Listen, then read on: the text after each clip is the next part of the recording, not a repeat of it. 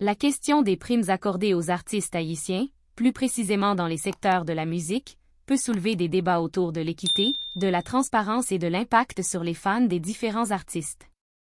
En ce qui concerne notre communauté, on parle parfois d'hypocrisie pour plusieurs raisons. 1. Inégalité flagrante. Les primes et subventions sont souvent attribuées de manière inégale, favorisant des artistes déjà établis ou connus au détriment des nouveaux talents. Et les artistes émergents, pourtant plus talentueux de leurs aînés dans la plupart des cas, peinent à imposer leur marque, tandis que certains artistes renommés reçoivent des acclamations justes pour une collaboration sans originalité. 2. Critères flous et favoritisme. Et les critères d'attribution des primes ne sont pas toujours transparents. Cela peut engendrer des soupçons de favoritisme ou d'influence, dis-moi qui tu fréquentes, je suis. Et certaines institutions qui se disent reconnues, ou qui selon elles, sont de notoriété publique, favorisent des artistes en fonction de leurs relations, plutôt que de la qualité intrinsèque de leur travail. 3. Perception publique.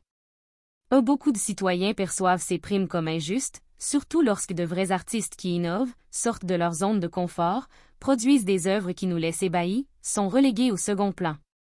Et cette perception est accentuée lorsque des artistes qui se nourrissent de polémiques et de collaborations sont jugés élitistes et favorisés par un système en place. 4. Impact sociétal minimisé. Et les primes sont souvent justifiées par l'impact culturel des artistes. Pourtant, certaines œuvres n'ont qu'un faible impact ou ne touchent qu'un public restreint. 5. Déconnexion avec la réalité économique. Solutions potentielles. Pour réduire cette hypocrisie perçue, certaines réformes pourraient être envisagées. Plus de transparence, publier clairement les critères d'attribution et les productions sur une période donnée.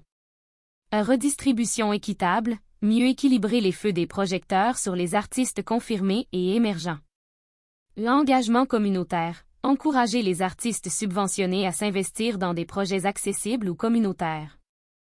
Évaluation régulière, examiner l'impact des textes, des productions sur la scène culturelle haïtienne pour justifier leur pertinence au lieu des farfelus.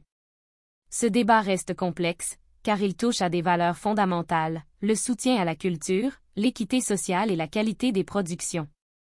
Que pensez-vous de ces critiques et des pistes pour améliorer les éloges ou les primes décernées aux artistes haïtiens qui ont vraiment produit pendant l'année 2024? Abonnez-vous pour ne rien rater de nos vidéos et rejoignez notre communauté de 2 poids 2 mesures. Je vous en remercie.